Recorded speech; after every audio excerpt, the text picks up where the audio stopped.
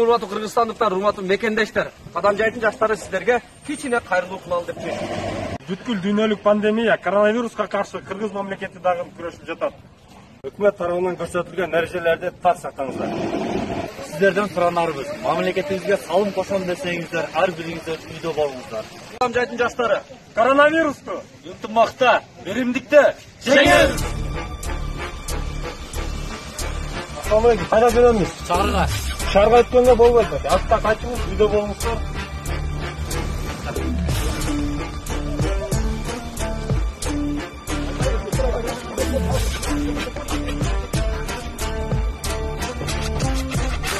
Patriot jigitler gele jata tek turup alar üçün. Үйдөн чыкпаңыздар, үйдөн чыкпай отуруңуздар. Ата мекен ата журт деген жерде туган жерлер, биримдикте бекем алар элине